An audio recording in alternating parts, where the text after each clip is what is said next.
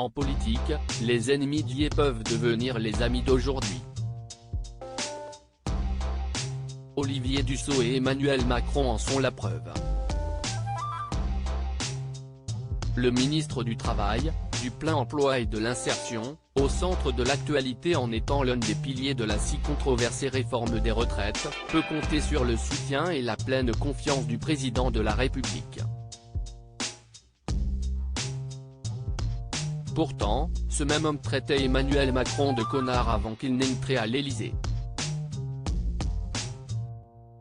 En septembre 2014, les deux politiques avaient même failli en venir aux mains. Emmanuel Macron, alors en poste à Bercy, avait décrit les ouvrières de l'abattoir GAD, situé à Lemporles-Guimiliau, Bretagne, en des termes peu élogieux sur Europe 1. Il y a dans cette société, la dite usine, note de la rédaction, une majorité de femmes, il y en a qui sont pour beaucoup illettrées, avait-il déclaré. Tollé immédiat en terre bretonne et rififi dans les couloirs de l'Assemblée nationale. Olivier Dussopt s'était empressé d'aller reprendre le ministre de l'économie en lui lançant « Ma mère est ouvrière, n'a pas de diplôme et a été licenciée à 2 reprises. Vous l'avez insulté, ce matin sur Europe 1. » Il avait reproché au jeune Emmanuel Macron d'avoir un comportement de connard selon le Canard enchaîné du 24 septembre 2014.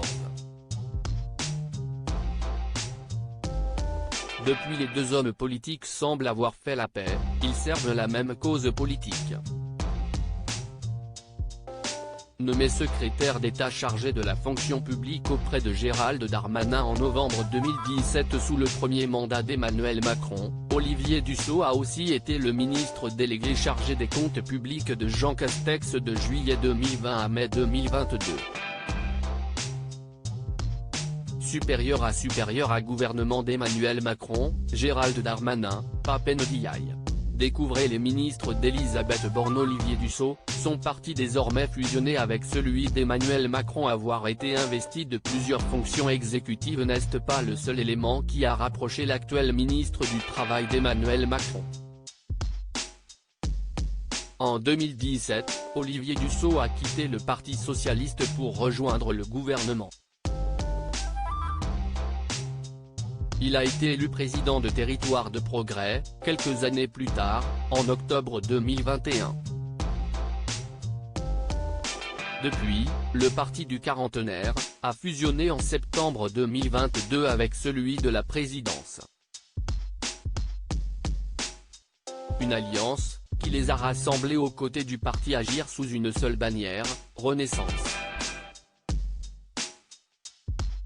Stéphane Séjourné, le compagnon de Gabriel Attal, était en charge de piloter ce projet. Un projet qui a pu voir le jour avec un léger retard par rapport aux prévisions des cadres de la majorité, prévu pour juillet 2022, le congrès fondateur a finalement eu lieu quelques semaines plus tard, le 17 septembre 2022.